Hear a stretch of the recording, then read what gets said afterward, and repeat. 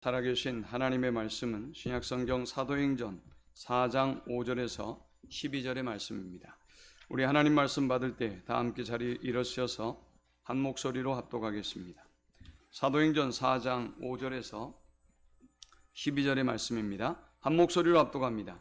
이튿날 관리들과 장로들과 서기관들이 예루살렘에 모였는데 대제사장 안나스와 가야바와 요한과 알렉산더와 및 대제사장 중에 문중이 다 참여하여 사도들을 가운데 세우고 묻되 너희가 무슨 권세와 누구의 이름으로 이 일을 행하였느냐? 이에 베드로가 성령이 충만하여 이르되 백성의 관리들과 장로들아, 만일 병자에게 행한 착한 일에 대하여 이 사람이 어떻게 구원을 받았느냐고 오늘 우리에게 질문한다면 너희와 모든 이스라엘 백성들은 알라. 너희가 십자가에 못 박고 하나님이 죽은 자 가운데서 살리신 나사렛 예수 그리스도의 이름으로 이 사람이 건강하게 되어 너희 앞에 섰느니라. 이 예수는 너희 건축자들의 버린 돌로서 신모퉁이의 머릿돌이 되었느니라. 다른 이로서는 구원을 받을 수 없나니 저나 사람 중에 구원을 받을 만한 다른 이름을 우리에게 주신 일이 없음이라 하였더라. 아멘. 자리에 앉으시고 기도합니다. 주님, 이 시간 우리가 주의 음성 듣기 원합니다. 우리의 영의 눈과 귀를 열어주시사 듣게 하시고 또 보게 하시며 깨닫게 하시고 우리의 죄와 욕심으로 하나님과 멀어졌던 우리의 관계가 회복되는 저들이 되게 하여 주옵소서. 하나님과의 관계가 회복됨으로 이 모든 것을 더하시는 하나님의 놀라운 복을 누리는 우리 성도들이 되게 하여 주옵소서. 예수님의 이름으로 기도합니다. 아멘. 제가 어렸을 때 저희 아버님의 이름은 권세가 있었습니다. 저희 동네는 조그만 가게가 2개 있었는데요. 이 가게는 저희 일가기 때문에 언제든지 이곳에서 필요한 대로 우리가 도움을 얻을 수 있었습니다.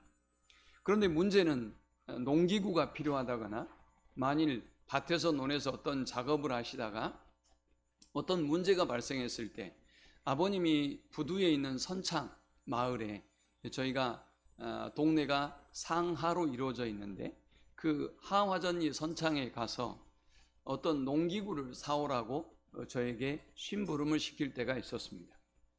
밭에서 일을 하다 보니까 돈도 없지요. 그리고 아버님이 언제 다시 집에 가셨다가 다시 가져올 수가 없지 않습니까? 아주 난감한 상황이었습니다. 그런데 안 가려고 하는 저에게 아버님이 가서 아빠가 시키는 대로 해라 라고 가서 이제 그대로 아버님이 시키는 대로 저희 아버님 조남이 이러합니다. 그런데 아버님이 밭에서 이런 일을 하다가 이걸 좀 가져오라고 하네요 라고 하면 이 어르신이 아주 반갑게 아 그래? 네가 그 집 아들이냐? 라고 하시고 기뻐하시면서 정말 필요한 농기구를 내어주셨습니다. 돈을 주고 저는 그 농기구를 일단 산 게 아닙니다. 저는 단지 우리 아버지의 이름을 댔을 뿐입니다. 이름에는 존재가 있고 이름에는 인격이 있고 이름에는 힘이 있고 능력이 있습니다. 여러분들이 어떤 사람의 이름을 들을 때 그 사람에게서 느껴지는 품격이 있고 인격이 느껴집니다. 여러분들이 어떤 장소에 갔을 때 다른 사람의 이름을 대서 도움을 얻을 때 얻는 경우가 덜어 있었을 것입니다. 병원을 예약하거나 혹은 좀 불편한 장소에 어떤 사람의 도움을 얻어서 쉽게 이동할 수 있는 그런 특혜를 받았다거나 이런 모든 것들이 어떤 사람의 이름의 권세 때문에 우리가 누리게 되는 특권이었습니다. 사도행전 3장에서 베드로와 요한은 나면서 안진병이 되었던 이 병자를 치료하는 놀라운 기적을 행했습니다. 정말 그들은 사람들이 그들을 주목하고 그들에게 무언가를 기도했을 때 베드로와 요한의 고백처럼 그들은 이 병자가 치료되고 회복되는데 조금도 기여한 바가 없었습니다. 오늘 본문에서 우리가 읽었던 것처럼 예수 그리스도의 이름으로 이 사람이 건강하게 되어 너희 앞에 섰느니라. 이것이 베드로와 요한의 고백이었습니다. 그럼에도 불구하고 많은 사람들은 이 베드로와 요한을 통해서 이루어진 기적에 주목하고 수많은 사람들이 베드로와 요한을 찾아오기 시작합니다. 이제 당시의 교회뿐만이 아니라 당시에 예루살렘이 온통 들썩이기 시작했습니다. 이에 종교 지도자들은 산헤드린 공회를 열었습니다. 산헤드린 공회는 우리나라로 친다면 국회와 같은 당시 최고의 의결기관입니다. 이 의결기관에서는 당시에 그들 모두가 예수 그리스도를 믿지 않고 있었기 때문에, 유대교의 산헤드린 공회였기 때문에 예수님의 이름이 전파되거나 예수님의 이름으로 어떤 일을 행하였거나 하는 것을 가장 싫어했습니다. 산헤드린 공회는 베드로와 요한을 공회 앞에 세우고 그들에게 물었습니다. 너희가 도대체 무슨 권세와 누구의 이름으로 이러한 일을 행하였느냐? 7절에 물었습니다. 베드로와 요한은 여기서 대답을 잘못하면 목숨을 잃을 수 있습니다. 그러나 참으로 놀랍게도 그들은 12절에 이렇게 고백했습니다. 다른 이로서는 구원을 받을 수 없나니 천하 사람 중에 구원을 받을 만한 다른 이름을 우리에게 주신 일이 없음이라 하였더라. 그들은 목숨을 걸고 산헤드린 공회 앞에서 예수 그리스도의 이름이 우리의 구원이고 예수 그리스도의 이름이 우리의 생명이며 우리의 길이 되어주신다는 사실을 분명히 선포했던 것입니다. 도대체 무엇 때문에 그들은 이렇게 목숨을 걸고 위험한 도발을 한 것일까요? 10절에 너희와 모든 이스라엘 백성들은 알라. 너희가 십자가에 못 박고 하나님이 죽은 자 가운데서 살리신 나사렛 예수 그리스도 이름으로 이 사람이 건강하게 되어 너희 앞에 섰느니라. 한 단계를 더 뛰어넘어서 베드로와 요한은 도발을 했습니다. 너희가 우리 주를 십자가에 못 박았다. 그러나 그는 죽지 않았다. 그는 다시 살아나셨다. 그리고 그의 이름으로 이 사람이 치료를 받고 나음을 얻게 되었다라고 선언했습니다. 과연 무엇 때문에 베드로와 요한은 이토록 목숨을 걸고 예수 그리스도를 선포했던 것일까요? 저와 여러분들이 이 도시에서 길거리를 가다 보면 혹은 지하철역과 지하철 같은 곳을 이동하다 보면 옷에도 차에도 혹은 핏개에도 오직 예수라고 쓰고 다니는 분들이 있습니다. 여러분 그들을 보면 어떤 생각을 하십니까? 대부분 많은 그리스도인들은 이들을 향하여 부정적인 판단을 합니다. 저런다고 예수를 믿을까? 저런 사람들 때문에 우리가 더 욕을 얻어먹고 우리가 더 비난을 받는 거야 라고 생각을 합니다. 저 또한 그렇게 생각했던 사람 중에 한 사람입니다. 그런데 여러분 참으로 놀라운 것은 그 피켓을 보고도 그 옷에 차에 쓰여진 그 글씨를 보고도 예수를 믿고 회개하고 돌아오는 사람이 정녕 있다는 사실입니다. 그렇게 많은 공격과 비난을 받고 그렇게 가족들이 반대하더라도 그들이 오직 예수라고 선포하고 있는 이유는 무엇일까요? 우리는 이 본문을 통해서 우리의 삶 속에 종교개혁자들도 그리고 오늘날에 그렇게 전도하는 분들도 그리고 당시 베드로와 요한도 오직 예수라고 전할 수밖에 없었던 이유를 살펴보려고 합니다. 먼저 그 첫 번째 이유는 예수 그리스도가 유일한 구원자이시기 때문입니다. 우리가 구원을 얻을 수 있는 다른 방법이 없기 때문에 초대교회는 오직 예수 그리스도를 선포했고 종교개혁자들도 오직 예수 그리스도를 선포했습니다. 3장 16절에는 그 이름을 믿음으로 그 이름이 너희가 보고 하는 이 사람을 성하게 하였나니 예수로 말미암아 난 믿음이 너희 모든 사람 앞에서 이같이 완전히 낫게 하였느니라 했습니다. 무엇을 믿음으로? 그 이름을 믿음으로 그 이름이 너희가 보고 하는 이 사람을 성하게 하였다 했습니다. 그 이름이 능력이 있다는 것입니다. 오늘 우리가 그의 이름의 능력을 믿을 때 오늘 우리의 삶의 모든 문제와 모든 고통과 모든 아픔들이 깨끗이 치료되고 해결될 것을 믿으시기 바랍니다. 누가복음 11장 52절은 화 있을진저 너희 율법 교사여 너희가 지식의 열쇠를 가져가서 너희도 들어가지 않고 또 들어가고자 하는 자도 막았느니라 하시니라 했습니다. 율법의 교사들이 왜 길이요 진리요 생명이 되신 예수님의 길을 막아버린 것일까요? 그들이 왜 진리를 가리워 버렸던 것일까요?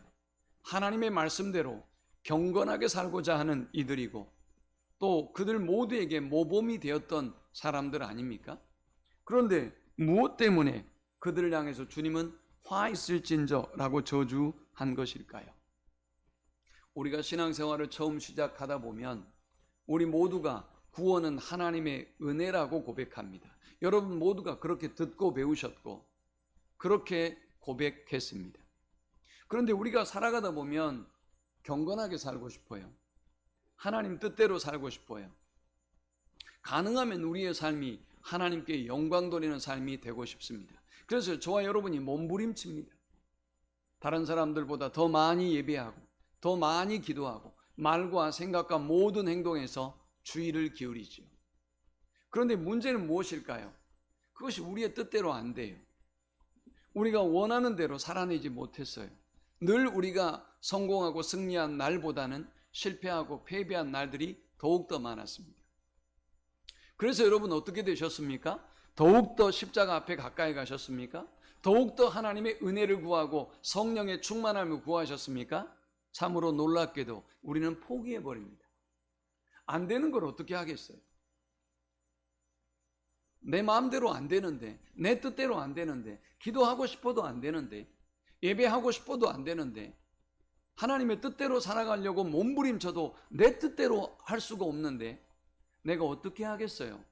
라고 보통의 수많은 사람들은 영적인 퇴보의 길을 걸어갑니다. 그것이 여러분 과연 하나님이 원하시는 것일까요? 하나님이 원하는 길은 우리의 연약함과 우리의 무익함을 알고 더욱더 십자가 앞에 가까이 더욱더 성령의 은혜를 사모하고 성령의 충만함을 구하는 삶을 살아가는 것이겠죠. 그런데 대부분은 이런 실수를 범합니다. 당시의 율법 교사들은 하나님의 말씀대로 우리가 살아야 된다고, 하나님 앞에 경건한 삶을 살아야 된다고 외치고 그렇게 모범의 길을 보였지만 그들은 율법을 강조하다 보니 오히려 하나님의 백성들을 잘못된 길로 인도하고 말았습니다. 은혜로 구원을 얻음에도 불구하고 그 은혜의 구원을 놓치고 만 것입니다. 사랑하는 여러분, 오늘 저와 여러분의 구원은 오직 예수 그리스도의 이름의 권세로 가능한 것임을 알고 우리의 구원은 오직 예수 그리스도 한 분뿐임을 믿고 나아가는 우리 모두가 될 수 있기를 축원합니다. 천주교는 이러한 생각을 하게 되었어요. 천주교는 성인들이 많이 있습니다. 이 성인들은 구원을 얻기에 충분한 덕을 쌓은 사람들이라고 생각합니다. 성 프란시스코 그리고 마리아와 같은 이 성인들이 경건하게 살아서 구원을 얻고도 남는 덕이 있다고 생각합니다. 구원이 100이라고 한다면 이 사람들은 120%를 남겼거나 130%, 200%를 남겼다고 생각하는 것입니다. 그리고 이러한 덕을 실패한 진이에게 저의 특권으로, 교황의 특권으로 진이에게 제가 팔 수 있었습니다. 진이에게 부족한 10을 제가 넘겨주어서 성 프란시스코로부터 받은 10을 넘겨주어서 진이가 구원을 얻을 수 있도록 도와주는 것입니다. 천주교 사람들은 이것이 가능하다고 믿었습니다. 그들은 하나님보다 예수님보다 더욱더 편한 마리아와 그리고 성자들에게 그들의 문제를 고하고 기도하기 시작했습니다. 이렇게 예수 그리스도의 이름이 아니고서도 그들은 다른 어떤 요소들이 그들을 구원에 이를 수 있다고 믿고 말았던 것입니다. 또 많은 사람들이 속았던 또 한 가지가 있죠.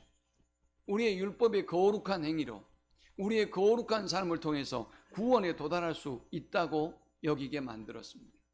그래서 저와 여러분 모두가 경건하고 의롭게 살려고 노력을 하죠. 그러나 우리는 여지없이 실패한 우리 자신의 모습을 보고 또 실망하고 낙심합니다. 이러한 절망 가운데 있는 이들에게 종교 개혁자들은 다시 오직 예수 그리스도의 이름으로만, 오직 예수로만 우리가 구원을 얻을 수 있다는 사실을 다시 확인했던 것입니다. 오직 예수만이 우리의 유일한 구원의 길이 되심을 믿고 나아가는 우리 모두가 될 수 있기를 축원합니다. 왜 오직 예수를 선포했던 것일까요? 구원은 예수 그리스도 한 분으로 충분하시기 때문입니다. 천주교인들이, 수많은 사람들이 왜 예수 그리스도 이외에 다른 것들을 원했을까요? 가령 면죄부를 산달지, 가령 다른 어떤 사제들이나 성자들에게 기도를 한달지, 아니면 가령 금식하고 어떤 고행을 한달지, 왜 이런 일을 행했던 것일까요? 그들은 예수 이름의 권세를 믿지 못했던 것입니다. 예수 이름의 권세로 충분히 우리는 구원을 얻을 수 있음에도 불구하고 그 무엇인가가 우리에게 더 필요하다는 생각을 가졌던 것입니다. 우리 어르신들이 많이 가는 곳 중에 행사장이 있죠. 행사장에 가면 얼마나 잘해주는지 몰라요. 이 사람들은 교회보다 더 친절해요. 이 사람들은 가면 아들, 딸보다 훨씬 더 친절하다고 합니다. 저도 좀 가봐야 되겠습니다만은, 가면 뭐 사람들의 마음을 살살 녹여 넣는데, 마치 천국처럼 만들어 놓는데요. 그런데 문제는 뭡니까? 문제는 이제 대가를 지불해야 하는 것이 문제죠. 그곳에서 그냥 그렇게 어머니 대접만 받고 아버지 대접만 받는 게 아니에요. 대가를 지불해야 하는 것이 문제인 것입니다. 오늘날 많은 사람들이 교회를 다니고 신앙생활을 하면서도 하나님이 분명히 선언했음에도 불구하고 말씀 이외에, 그리스도 이외에, 은혜 이외에, 믿음 이외에 다른 것이 필요하다고 생각합니다. 그래서 그 행사장의 사람들이 젊은 사람들한테 한번 물어보세요. 그 행사장에서 주는 것이 공짜인가 아닌가 한번 물어보세요. 젊은 사람들은 절대 공짜라고 생각 안 합니다. 그래서 우리 어머니들에게, 아버지들에게 꼭 그렇게 얘기하죠. 세상에 공짜가 어디 있어요? 어머니 속지 마요. 화장지 주고 뭐 주면 반드시 어머니가 또 사야 돼요. 그러니 제발 가지 마시라고요. 실제로 보면 어르신들 댁에 가면 화장지가 쌓여 있습니다. 하루 이틀이죠. 그것도 하다 보면 한 번은 사와야 되고 한 번은 뭔가 구매를 해줘야 돼요.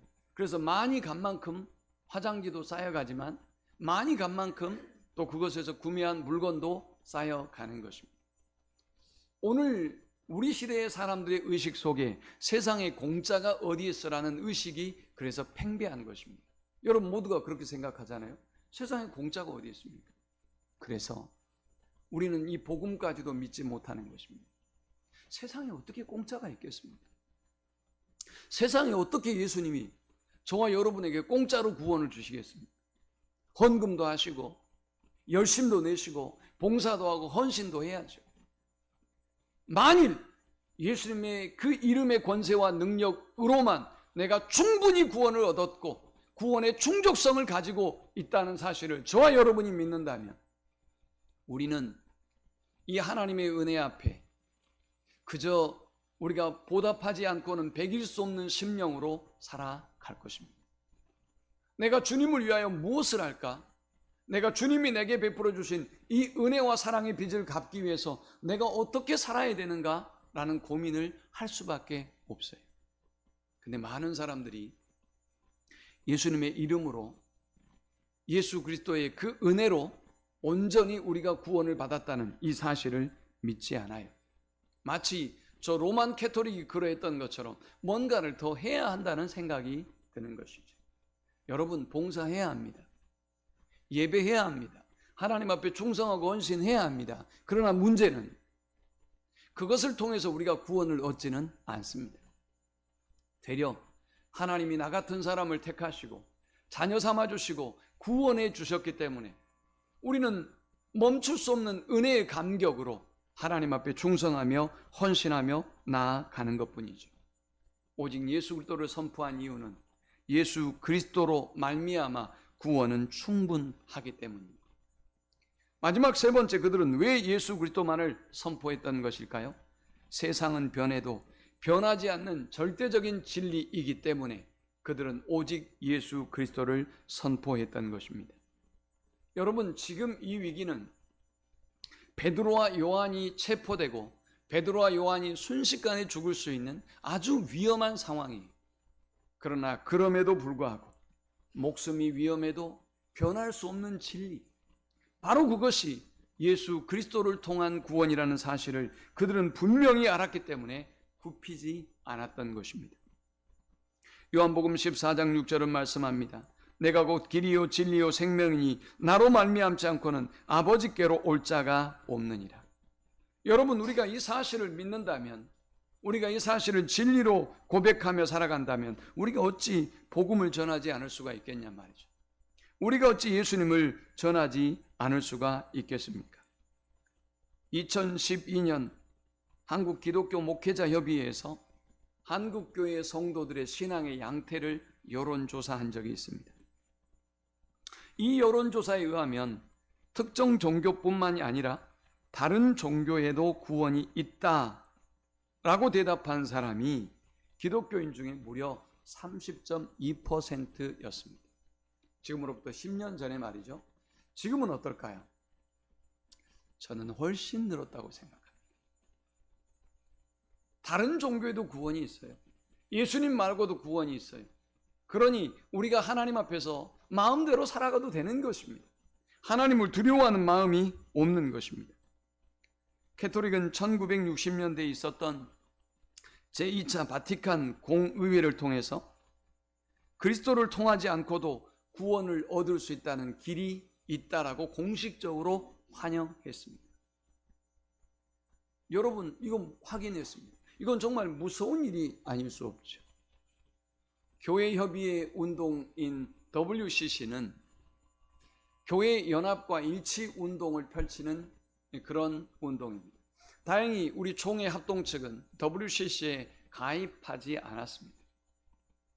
진리에 있어서는 어떤 타협도 하지 않겠다는 교단의 분명한 믿음의 고백이 있기 때문입니다. 여러분, WCC에서 어떻게 한 줄 아십니까?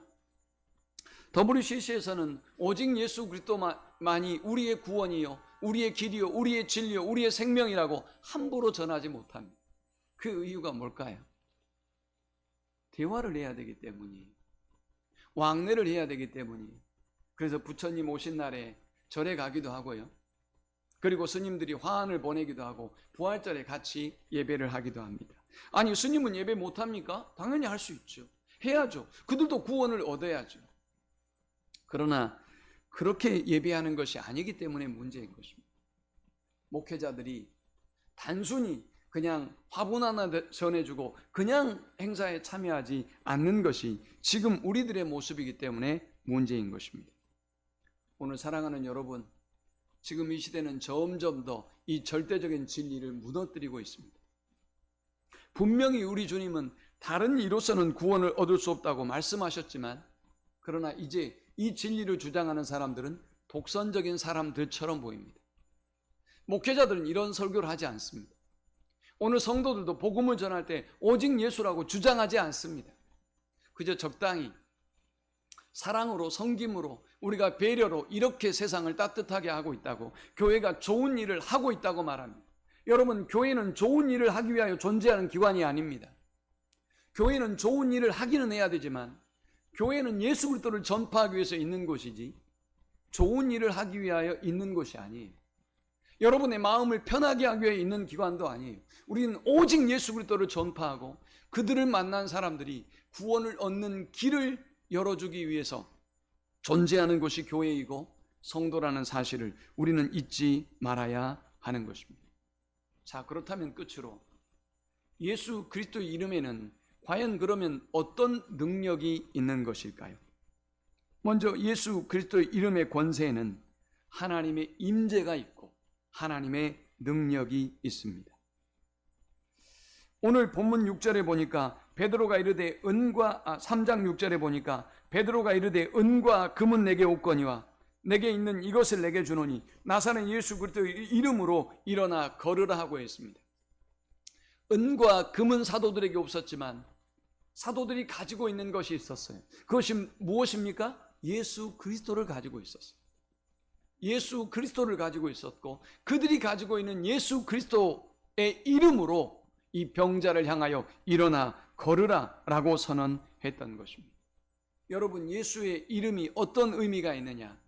이름이 있다는 것은 함께 하신다는 의미입니다. 임재한다는 의미입니다. 여러분들이 누군가의 이름을 대고 어떤 특혜를 받았다고 한다면, 좋은 의미의 특혜를 받았다고 한다면 그 이름이, 그 존재가 여러분과 함께하고 있기 때문에 여러분들이 그런 수혜를 입은 것입니다. 이름은 임재를 의미하는 것입니다. 오늘 예수 그리스도의 이름이 있는 곳에 우리는 그분이 항상 우리와 함께 있다는 사실을 잊지 말아야 하겠습니다. 마태복음 18장 20절에는 두세 사람이 내 이름으로 모인 그곳에는 나도 그들 중에 있느니라 했습니다. 누구의 이름으로? 예수님의 이름으로 모인 그 모임 가운데 주님이 함께 계신다는 사실. 오늘 우리의 모임 가운데 주님이 함께 계시는 줄 믿습니다. 그러나 교인들이 모여도 예수 그리스도의 이름으로 모이지 않는다면 그들 중에 주님이 거하시지 않는 것입니다. 출애굽기 20장 24절도 내가 무릇 내 이름을 기념하는 곳에서 내게 강림하여 복을 주리라 했습니다. 내 이름을 기념하는 곳에 내가 강림하겠다라고 말씀하고 있습니다. 예수의 이름은 예수님의 능력을 의미합니다. 누가복음 10장에 보면 예수님이 70인의 제자들을 전도대를 파송하시면서 그들에게 이렇게 말씀하셨습니다. 누가복음 10장 17절에 70인이 기뻐 돌아와 가로되 주여 주여 주의 이름으로 귀신들도 우리에게 항복하더이다. 예수님이 제자들을 파송하고 그들이 돌아와서 예수님께 고백했습니다. 주님의 이름으로 놀라운 기적이 일어났습니다. 귀신들이 항복하는 역사가 일어났습니다 라고 고백합니다. 마가복음 16장 17절에는 믿는 자들에게는 이런 표적이 따르리니 곧 저희가 내 이름으로 귀신을 쫓아내며 새 방언을 말하며 뱀을 집으며 무슨 독을 마실지라도 해를 받지 아니하며 병든 사람에게 손을 얹은즉 나으리라 하시니라 했습니다. 예수님은 승천하시기 직전에, 예수님이 돌아가시면서 끝나는 것이 아니라 승천하시기 직전에 제자들에게 이렇게 말씀하신 것입니다. 믿는 자들에게는 이런 표적이 따를 것이다. 너희가 내 이름으로 귀신을 쫓아낼 것이다. 새 방언을 말하게 될 것이고 뱀을 집어도 무슨 독을 마셔도 해함이 없을 것이다 라고 선언하셨습니다. 예수의 이름이 있는 곳에 우리 주님이 함께한다는 사실을 항상 기억하고 승리하는 우리 모두가 될 수 있기를 축원합니다. 예수 이름이 있는 곳에 하나님의 놀라운 권세와 능력이 있다는 사실을 알고 승리하는 우리 모두가 될 수 있기를 축원합니다. 또 예수 이름이 왜 이토록 중요한 것일까요? 예수의 이름으로 우리가 구원을 얻기 때문입니다. 요한복음 1장 12절에는 영접하는 자 곧 그 이름을 믿는 자에게는 하나님의 자녀가 되는 권세를 주셨으니 했습니다. 예수님의 이름을 믿는 자들에게 하나님의 자녀가 되는 권세를 주셨다라고 말씀하고 있습니다. 예수님의 이름의 권세가 우리를 구원에 이르게 하는 놀라운 능력을 가지고 있는 것입니다. 로마서 10장 13절도 말씀합니다. 누구든지 주의 이름을 부르는 자는 구원을 얻으리라. 요한복음 3장 18절도 저를 믿는 자는 심판을 받지 아니하는 것이요 믿지 아니하는 자는 하나님의 독생자 이름을 믿지 아니함으로 벌써 심판을 받은 것이니라 했습니다. 우리가 주님의 이름을 믿지 않을 때 이미 심판을 받은 것입니다.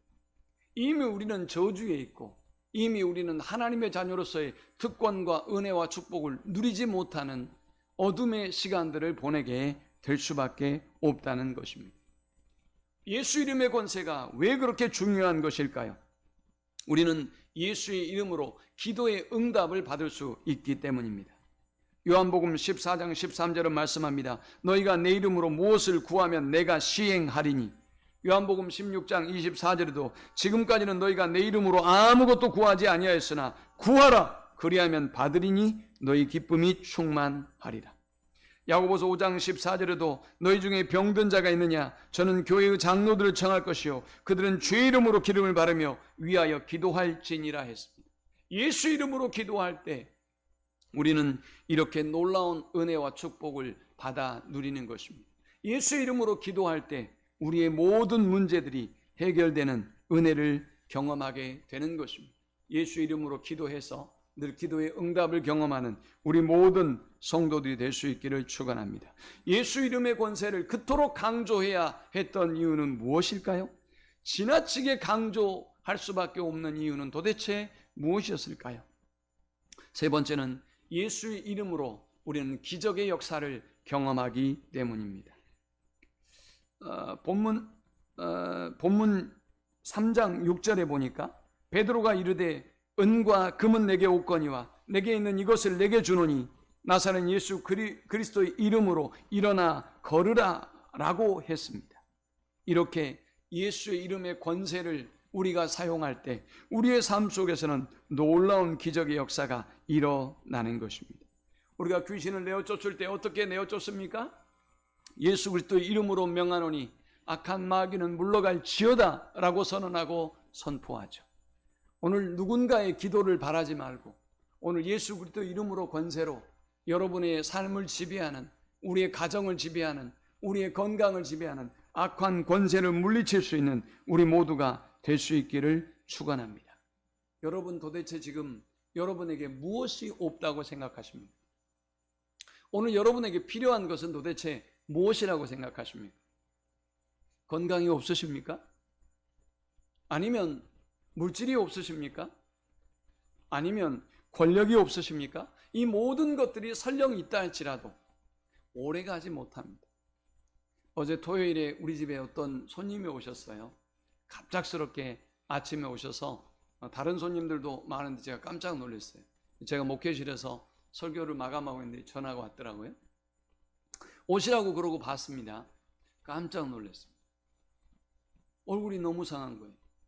제가 얼마 전에 뵀던 그분의 모습과는 너무나 달랐어요. 제가 얼마나 걱정과 염려가 되든지 어제 바로 그 모습을 뵙고 난 이후부터 기도하기 시작했어요. 그 영혼을 위하여 기도하기 시작했어요. 여러분 건강하다고 자부하십니까? 순식간입니다. 오늘 여러분들이 물질이면 안전하다고, 내가 이만큼 벌었기 때문에 이제 나는 계획을 가지고 있다고 안전하다고 자부하십니까? 천만의 말씀입니다.